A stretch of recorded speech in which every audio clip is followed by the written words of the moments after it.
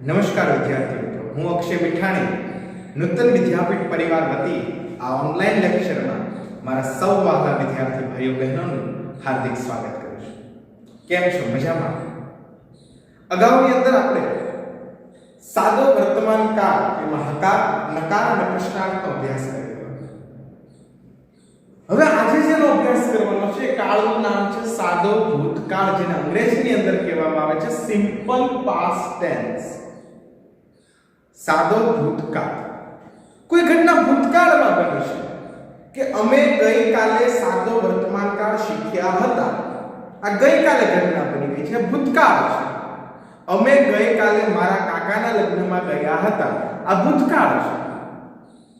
તો આવા કાળને શેમાં દેખાડવું? તો એના માટે સિમ્પલ પાસ્ટ ટેન્સ નો આપણે ઉપયોગ કરતા હોઈએ છીએ. જોઈએ એનો ઉપયોગ સાથે જ છે. જે વિદ્યાર્થી મિત્રો બુક બનાવે છે એ ઉપયોગ લખજો. કોઈ ઘટના ભૂતકાળમાં બની હતી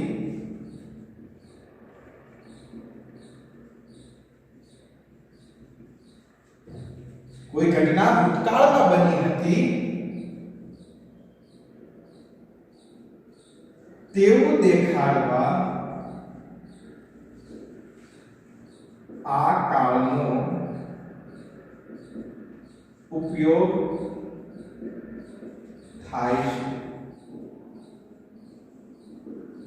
કોઈ ઘટના ભૂતકાળમાં બની હતી, મેં તમને પહેલા જ કીધું, જે આપણે નમૂનાના વાક્ય જોશું એટલે ખ્યાલ આવી જશે કે ભાઈ કોઈ ઘટના ભૂતકાળમાં બની ગઈ છે. અમે કાલે સાદો વર્તમાન કાળ શીખ્યા હતા, અમે કાલે મારા કાકાના લગ્નમાં ગયા હતા, મારા મમ્મીએ કાલે પાણીપુરી બનાવી હતી. તો આ બધી જે ભૂતકાળની ઘટના છે એના નમૂનાના એક બે વાક્યો આપણે જોઈએ. એક્ઝામ્પલ તરીકે તો કે હું કાલે સુરત ગયો હતો. આ સાદો ભૂતકાળ છે. હું કાલે સુરત ગયો હતો. બીજું એક વાક્ય લઈએ. અમે 2 વર્ષ પહેલા રાજકોટ ગયા હતા. 2 વર્ષ પહેલા રાજકોટ ગયા હતા, રાજકોટમાં રહેતા હતા. આવું કોઈ પણ વાક્ય થશે. હવે મિત્રો ખબર કેમ પડે વાક્યમાં? કોઈ અંગ્રેજી વાક્ય છે ખબર કેમ પડે કે આ સાદો ભૂતકાળ જ છે? તો એના ઓળખ સૂચવતા શબ્દો આપણને આપેલા હોય છે. ઓળખ સૂચવતા શબ્દો કેવા કેવા હોય છે મિત્રો? તો કે પહેલું તો છે મોટા ભાગે ઉપયોગ થાય છે yesterday, ગઈકાલે, last,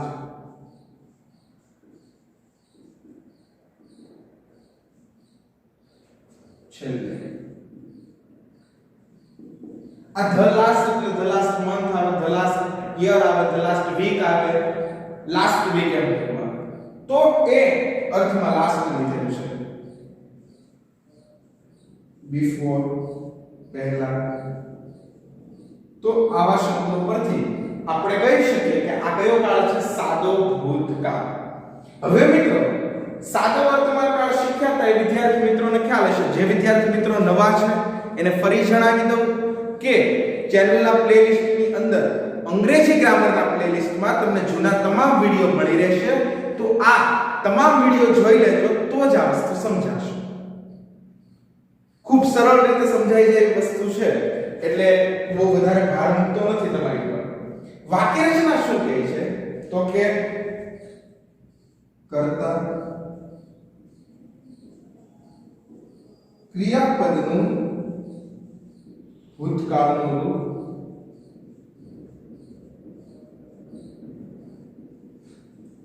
કર્મ અન્ય શબ્દ. બહુ સરળ વાક્ય રચના છે. કર્તા ક્રિયાપદનું ભૂતકાળનું રૂપ કર્મ અન્ય શબ્દ. તો વાક્ય રચના જોયા પછી હવે તમને મને એવું થાય કે સાદા ભૂતકાળમાં ભૂતકાળનું રૂપ મૂકવાનું આવે, ક્રિયાપદનું કયું રૂપ મૂકવાનું આવશે? ભૂતકાળ. ભૂતકાળનું રૂપ કઈ રીતે બનાવવાનું? તો એના પણ અમુક નિયમો છે. આવો એને સમજો. પહેલો નિયમ શું છે? તો કે સામાન્ય રીતે ઈડી લગાડવા. સામાન્ય પેલો નિયમ શું છે ભૂતકાળનું રૂપ બનાવવા માટે? તો કે સામાન્ય રીતે ઈડી લગાડી દે એટલે વાક્યનું જે ક્રિયા છે એનું કયું રૂપ બની જશે? ભૂતકાળનું. તો કે એના એક્ઝામ્પલ જોઈએ તો કે પ્લે છે તો એનું થઈ જશે પ્લે. જો મૂળ રૂપ શું છે? પ્લે. તો આમાં પણ તમે જોશો તો પ્લે એનું પેલા સાથે શું લાગી ગયું? ઈડી. તો સામાન્ય રીતે ઈડી લગાડવાથી ક્રિયાપદનું કેવું રૂપ થઈ જતું હોય છે? ભૂતકાળનું. બીજું એક ઉદાહરણ જોઈએ આપણે. લુક. શું છે મૂળ ક્રિયાપદ? લુક. તો લુક છે તેનું લુક. તમે જોશો કે મૂળ છે ક્રિયાપદ હતું લુક, એની સાથે શું લાગી ગયું છે? ઈડી. તો સામાન્ય રીતે ઈડી લગાડવાથી ક્રિયાપદનું ભૂતકાળનું રૂપ બનતું હોય છે, પણ દર વખતે ઈડી લગાડવાનું હોતું નથી. આવો બીજો નિયમ જોઈએ. જો ક્રિયાપદના છેડે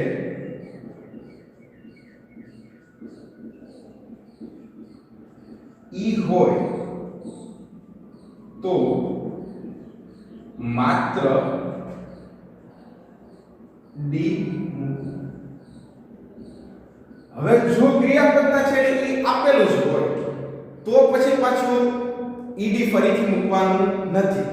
એના પણ એક્ઝામ્પલ જોઈ લઈએ એટલે ખ્યાલ આવી જાય. એક્ઝામ્પલ તરીકે લાઈટ છે. ક્રિયાપદ શું છે? લાઈટ. લાઈટનું ભૂતકાળનું રૂપ બનાવવું હોય તો શું કરવું? તો કે L I K E. અને અહીંયા પાછળ જો E આવ્યો છે તો કે હા. તો ક્રિયાપદના છેડે E હોય તો માત્ર D. ખ્યાલ આવે છે મિત્રો? ત્યારબાદ નવું જ એક એક્ઝામ્પલ એમાં પણ જોઈએ આપણે. લીવ. લીવ. તો લીવ માં પણ જુઓ તમે L I V E.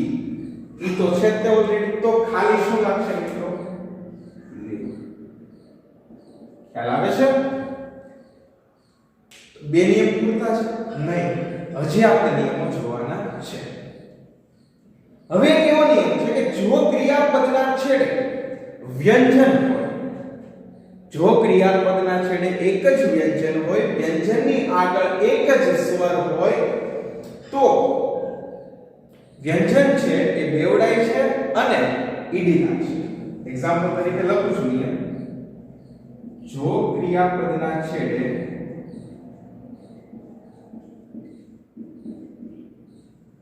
એક જ વ્યંજન હોય, વ્યંજન આગળ એક જ સ્વર હોય તો વ્યંજન બે વાર લખવો અને ઈડી લાગે. જો ક્રિયાપદના છેડે એક જ વ્યંજન, મારા ભાઈયા વિદ્યાર્થીઓને ખબર જ હશે કે સ્વર કયા કયા છે અને વ્યંજન કયા કયા છે. સ્વર કયા કયા છે? A, E, I, O, U. A, E, I, O, U. આ બધા સ્વર છે પાંચ. બાકીના બધા વ્યંજન છે. તો ક્રિયાપદના છેડે એક જ વ્યંજન હોય, વ્યંજનની આગળ એક જ સ્વર હોય તો વ્યંજન બે વાર લખો અને ઈડી લાગે. એનું પણ આપણે એક એક્ઝામ્પલ જોઈ લઈએ. તો કે એક્ઝામ્પલ તરીકે છે સ્ટોપ. આ મૂળ ક્રિયાપદ છે. તો જો P આવ્યો પાછળ, P શું થયું? વ્યંજન થયો. વ્યંજનની આગળ O છે એ શું થયું? સ્વર થયો.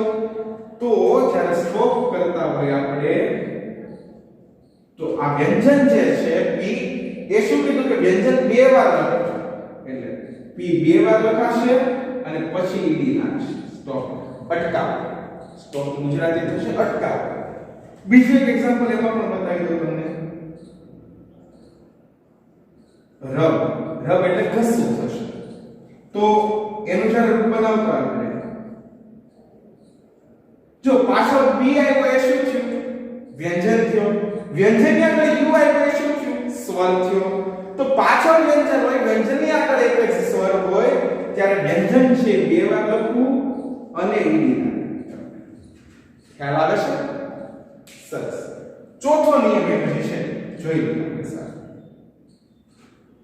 જો ક્રિયાપદના છેડે લખી દઉં છું, જો ક્રિયાપદના છેડે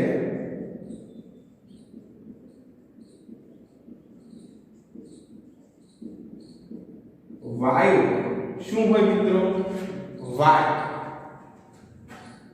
વાય છેડે વાય હોય તેની આગળ,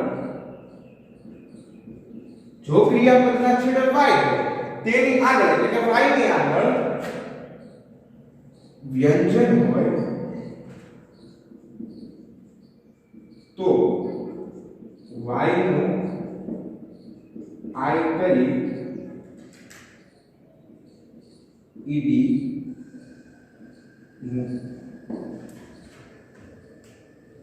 જો ક્રિયાપદના છેડે વાય ની આગળ વ્યંજન શું હોય મિત્રો? વ્યંજન. તો વાય નો શું કરી નાખવાનો? વાય નો આઈ કરવાનો અને ઈડી મૂકવાનો. જેવું આપણે ઈએસ ના ટોપિકમાં હતું. જેણે સાદો વર્તમાનકાળ જોયો હશે એને ખ્યાલ હશે. નહીં જોયું હોય તો ફરી કહું છું, ચેનલના પ્લેલિસ્ટમાં જાજો. પ્લેલિસ્ટમાં અંગ્રેજી ગ્રામરના પ્લેલિસ્ટમાં તમને સાદો વર્તમાનકાળ મળી જશે. એનું એક્ઝામ્પલ આપણે જોઈ લઈએ સાથે. એક્ઝામ્પલ તરીકે છે ક્રાય. ક્રાય એટલે રડવું. ક્રાયમાં જો ક્રાયનું જો તમે રૂપ બનાવતા હોય તો શિયાળા નામ લખાશે. ક્રિયાપદના છેડે વાય હોય, વાય છે તેની આગળ વ્યંજન હોય. આ વ્યંજન છે તો કે હા, તો વાય નો આઈ કરવાનો. તો વાય આઈ પાછળ એટલે વાય નો આપણે શું કરી નાખશું? આઈ. અને પછી શું લાગશે? ઈડી મૂકવાનું થશે. તો આવા સામાન્ય નિયમો છે. હવે જો ઘણા મિત્રોને પ્રશ્ન થશે કે વાય હોય ને વાય ની આગળ સ્વર હોય તો શું? ઈ પણ કરાવવા દો. જો વાય હોય, જો ક્રિયાપદના છેડે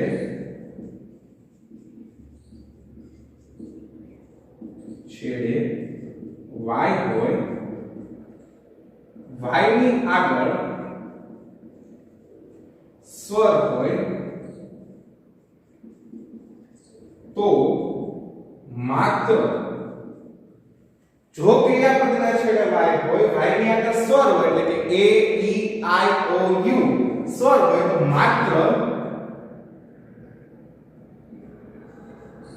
ડી, માત્ર ઈડી લાગે.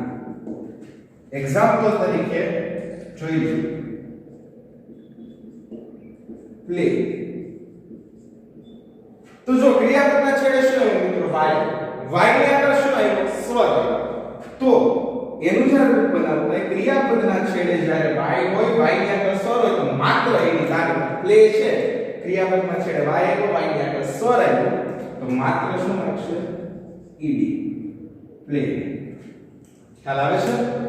તો જે વિદ્યાર્થી મિત્રો અત્યારે બુકમાં લખતા હોય છે એ વિડિયો પુશ કરજો અને પહેલા આટલું લખી દેજો. હવે મિત્રો એના વાક્ય આપણે થોડા જોઈએ. એક્ઝામ્પલ 5 વાક્ય અહીંયા લખ્યા છે. વધારાની એક્સરસાઇઝ આપણે નેગેટિવ અને ઇન્ટ્રોગેટિવ પૂરું કરી અને સાથે જોવાની છે. તો મેં સવારે મારા હાથનો ધોયા હતા. વાક્ય રચના પ્રમાણે પહેલા કોણ આવશે? કર્તા. જૂના વિદ્યાર્થીઓ મારા છે ડાયા, એને ખબર જ છે કે જે ક્રિયા કરતા હોય એને શું કહેવામાં આવે છે? કર્તા. તો મેં સવારે મારા હાથનો ધોયા હતા. મેં ક્રિયા કરી હતી તો કે હા. તો મેં એટલે ઇંગ્લિશમાં શું થશે? તો કે કર્તા પ્રમાણે આઈ. ક્રિયાપદનું ભૂતકાળનું રૂપ. ક્રિયા શું થઈ? ધોવાનું. હાથનો ધોયા, મારી ગાડી ધોઈ, મારા કપડા ધોયા, આ પછીની વસ્તુ છે. I wash. શું ધોયું? કે મારા હાથનો. તો કે I wash my hand and face. I washed. મેં ધોયા. કર્મ શું છે તો કે my hand and face. ક્યારે તો કે સવારમાં તો કે in the morning. In the morning. સરસ. આવી સરળ રીતે વાક્ય બનતા હોય છે. ગઈકાલે મીનાએ તેની માતાને મદદ કરી હતી. ગઈકાલે વાત છે. ગઈકાલે મીનાએ તેની માતાને મદદ કરી હતી. આમ તો બેનો દરરોજ કરતા છે પણ મીના બેને ગઈકાલે કરી કે વાક્ય છે. તો ક્રિયા કરી કોણે તો કે મીના. તો કરતા કોણ થશે તો કે મીના. મીના ક્રિયા શું થાય છે મિત્રો તો કે મદદ કરવાની ક્રિયા કરી હતી ને તો કે મદદ કરવાની ક્રિયાને કહેવાશે હેલ્પ. ઈડી લાગી જશે. આમાં પણ ઈડી લાગી. મીના હેલ્પ કોની મદદ કરી હતી તો કે તેની માતાની મદદ કરી હતી. તો કે હેલ્પ હર મધર. હવે મેં અગાઉ શીખવ્યું હતું લેક્ચરમાં કે જ્યારે સ્ત્રીની માલિકી દેખાડતા હોય ત્રીજો પુરુષ એક વચન કોઈ સ્ત્રીની માલિકી દેખાડતા હોય તો હર આવે. પુરુષની માલિકી દેખાડતા હોય તો હિઝ આવે. તો આમાં આવશે હર મધર. હર મધર ક્યારે કરી હતી તો કે ગઈકાલે એને મદદ કરી હતી. તો ગઈકાલે ને કહેવાશે મિત્રો ઓળખ સૂત્રતા શબ્દમાં જુઓ શું કહેવાશે યસ્ટરડે. સરસ. મને ગઈકાલે તારો પત્ર મળ્યો હતો. તમે મને ગઈકાલે પત્ર કંઈક મોકલાવ્યો. હવે તો જો કે ફોન થઈ ગયા છે એટલે મેસેજ આવે ટેક્સ્ટ મેસેજ. પણ પહેલા તો પત્ર હતા. મને ગઈકાલે તારો પત્ર મળ્યો હતો. તો મને એટલે શું થશે આ. ક્રિયા શું થઈ હતી તો કે મળવાની. શું મળ્યું એ પછીનો સવાલ છે. તમે મને ઘણી બધી વસ્તુઓ મોકલી હોય પણ પત્ર મળ્યો હતો એટલે મળ્યો તો એ ક્રિયા થઈ. તો મળવાની ક્રિયાને કહેવાશે રિસીવ્ડ. શું તો કે તારો પત્ર. તો કે તારો એટલે સામેવાળાની માલિકી દેખાડવા માટે યોર વપરાય શબ્દ. I received your letter. ક્યારે તો કે કાલે.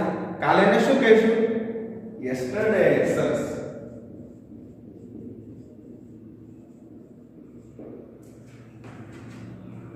આવા સરળ રીતે વાક્ય બનતા હોય છે.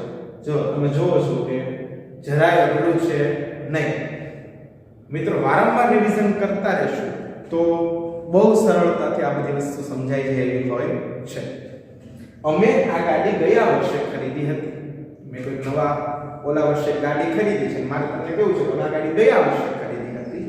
તો અમે એટલે થશે વી.